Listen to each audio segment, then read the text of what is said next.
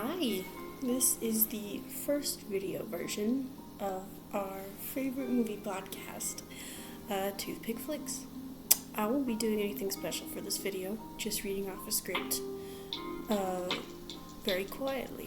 So you can grab a drink and get a snack and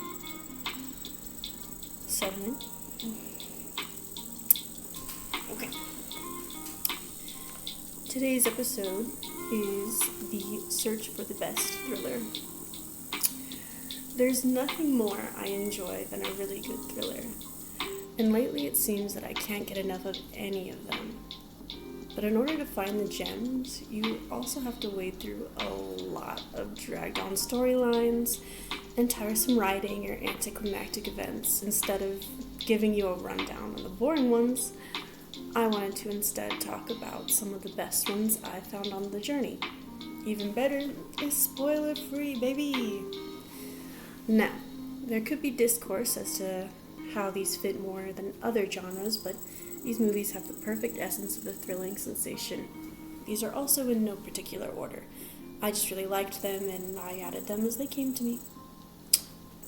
This list is also a little outdated, so there may be a part 2 on the more recent ones I've seen, as I made this one really early on into the series, like 3 episodes ago. The Intruder. 2019, starring Michael Ealy, Megan Good, and Dennis Quaid, with a whopping 33% on Rotten Tomatoes and several reviews all about its ludicrous plot. You wouldn't expect all that much from a quick search. Although these critics might be right about Dennis Quaid's acting, this one is a paranoia-filled ride you're going to want to take. So it was no wonder this was a commercial success, even though it was only a week out from Avengers Endgame, which was kind of surprising to me because they made tons of money, though it was in the same weekend as like a major blockbuster hit that everybody was watching. I expected it to be kind of like shoved under the rug, as most movies were when they come out near the Marvel time, but it wasn't. This film is about Scott and Annie Howard, a young and highly successful couple looking for a new home. They do find a gorgeous property for sale named Foxglove. Though the older, widowed owner seems very attached to the new home they'd just purchased, both Annie and Scott pity the poor fellow who just wants to make sure his property gets taken care of. But very strange occurrences start happening following their setting into the home. What could be the history of this home and poor old Charlie Peck? I'd say the best thing you can do is watch and don't take anything too seriously. This is a would definitely recommend, and one of my favorite all-time movies. A lot of times with these intruder films that have kind of a satirical play out in the genre, you can't take it too seriously, or your expectations are going to be too high, and you're not going to have a good time watching it. Not all movies are supposed to be taken as seriously as, the super incredibly tragic ones. And our second movie is called Searching. 2018. A quick fun fact, it's recently been announced that there will be a second movie by the director, which very much excites me. Searching actually premiered in the Sundance Film Festival before being released worldwide to several theaters. The critics were absolutely raving about this film. Even Rotten Tomatoes gave it a 92%, and for once, I agree with the Rotten Tomatoes critics. Missing person thrillers can be incredibly cut and dry, but not when it comes to the genius of Anis Chagandry. Searching is about David and his daughter, Margot Kim, a normal, happy family in California.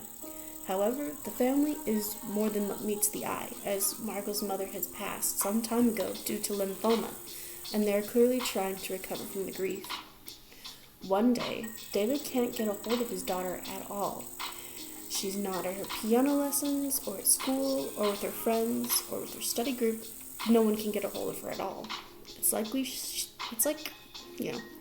simply up and vanished. But David's not quite ready to leave this investigation in Detective Rosemary Vick's hands. Where did Margot go? And our third movie is The Girl with the Dragon Tattoo.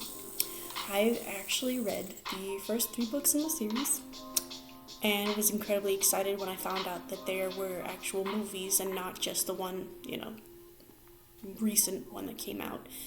So, it's pretty solid, incredibly accurate, as I've read the book several times, and it's my favorite portrayal of the main character. Anyways, a 2011 smash hit based off the novel by Stieg Larsson.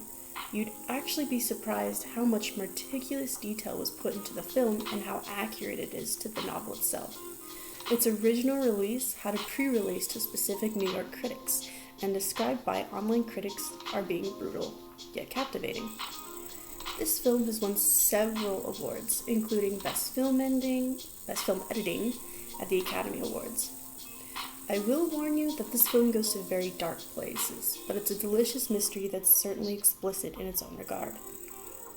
Might I add before I begin that Rooney Mara did an excellent job as Elizabeth Salander. Absolutely blew my mind.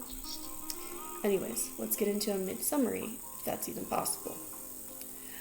First, we learn of a journalist named Michael Blomkvist, who's recently been disgraced and sued for an article he put out against a supposed crooked businessman. Now, Michael has been scouted to look into the cold case of Harriet Weininger, who went completely missing years ago. It takes some convincing, but he joins the task. Then, there's Elizabeth Salinger, a woman stuck out in a court-appointed guardianship to a complete sadist. However, she's needed on this case, and the two make a very unlikely pair. Will they find out what happened to poor Harriet? It's up to you to watch or read. The book is really exquisite. So far, all the books in the series that I've read, I'm not quite caught up, but all of the ones that I've read have been incredible. And our next one is one that's pretty popular. I'm pretty sure almost everybody who's into horror has heard of it. Orphan. Releasing in 2009. Now, I'm going to say as little about this film as humanly possible, so I don't give anything away about this amazing film, which is also getting its own sequel very soon, which I can't be more excited about.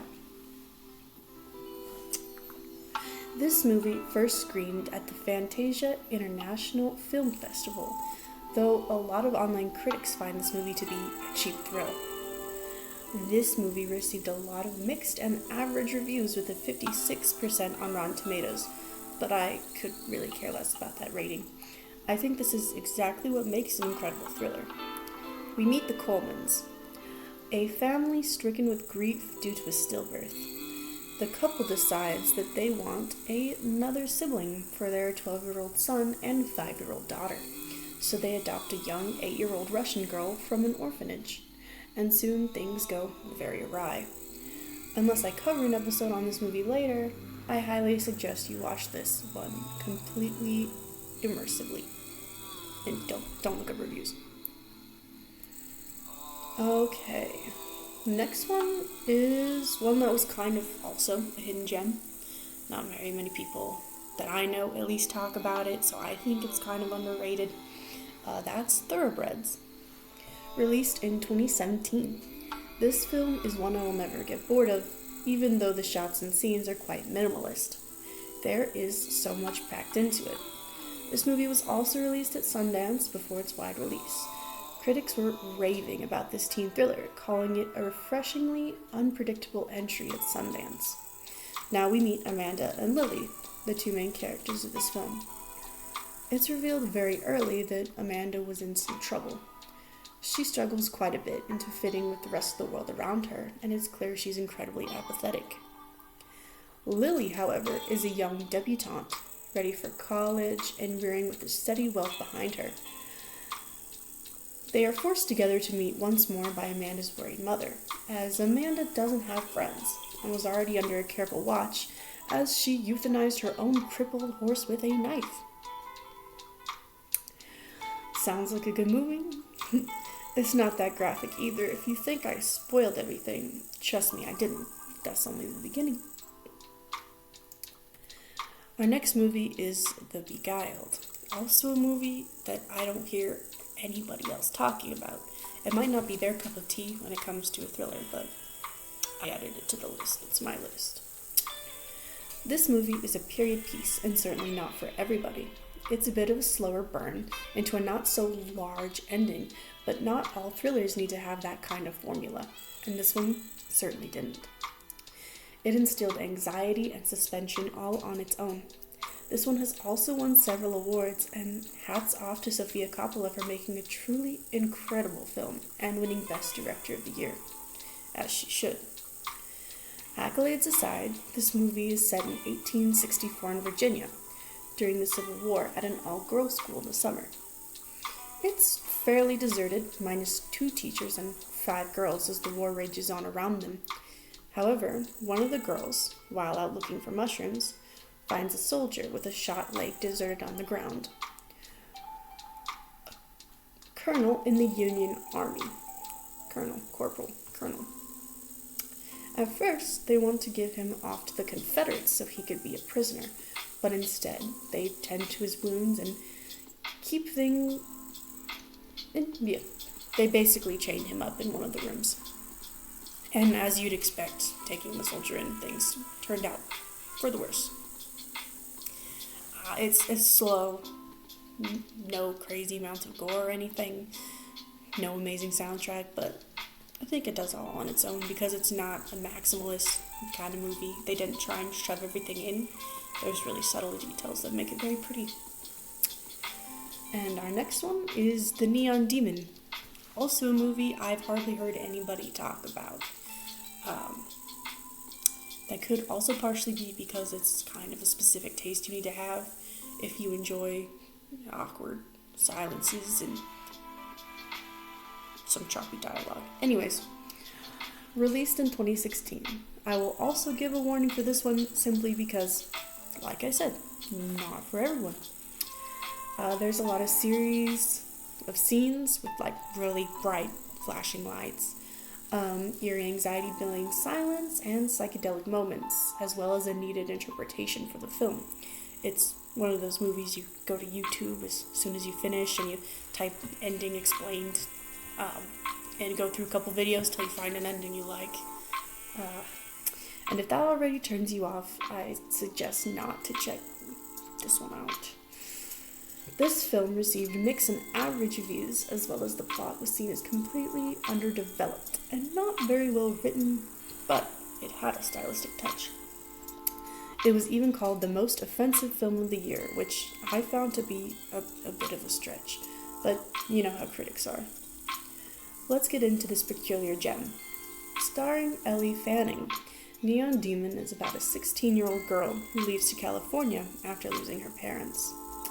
All she dreams of is being a model, and is actually scouted, though she does have to lie about her age. Everyone is completely obsessed with her natural and unique beauty. Other models she meets along the way, who have admitted to having work done, are all becoming immensely envious and anxious as to how easy she's booking these jobs, and being picked over all the others. Beauty is pain. Isn't that what they say? Envy turns into an ugly monster that no amount of work can fix. But it's still true to the name. Demon. And that's all I'll say on the matter. Hopefully this will intrigue you enough for this one. Oh yeah, Keanu Reeves is in it too. He makes a nice little cameo as a character. He's a sleazy landlord. Not sure why, but I found this really funny, so I decided to note it in my script. Because he's just walks around and screams at her and has a bat. Anyway, Assassination Nation! Yay! Yes, it's the movie with Bella Thorne in it, but she's not like a main character, so that might make you want to watch it a little more. Anyway, hopefully Bella Thorne being in it doesn't dissuade you from the incredibly fun ride that Assassination Nation is. This movie also premiered at Sundance and won its own awards, so don't quite chalk it up to something so simple. Assassination Nation, directed by Sam Levinson. Isn't that the director for Euphoria? Yeah, Sam Levinson, the director of Euphoria. Interesting, I'm reading the script for the 6 millionth time, and I just realized that now, because of the Euphoria craze. Okay, it's not entirely fitting to its own name, but it works, I suppose. We meet Lily Colson, an outspoken girl in high school who has a loyal group of friends, a boyfriend, and enjoys living life to the fullest. However, in Salem, there's a hacker who begins to dox information of random citizens, and everything goes into complete chaos for a lot of the students, faculty members, and every citizen of the town, as America itself left Salem on its own, completely as it descends into pure anarchy. I truly have such a good time watching this film, though it does get kind of graphic, especially with some of the hate crimes, though there's actually a warning in the beginning of the movie that's really tasteful and kind of fun. It really has something for everybody. It does have its little annoying meta moments about social media, but I think everybody could expect that from a movie like this. The whole careful what you put on the internet, though it's not preachy in that sort of way, so you can still enjoy it. And so far, those are my favorite thrillers in the beginning. There's going to be other parts, of course, as I make my little collection movies. But yeah, that's my little mini list for now.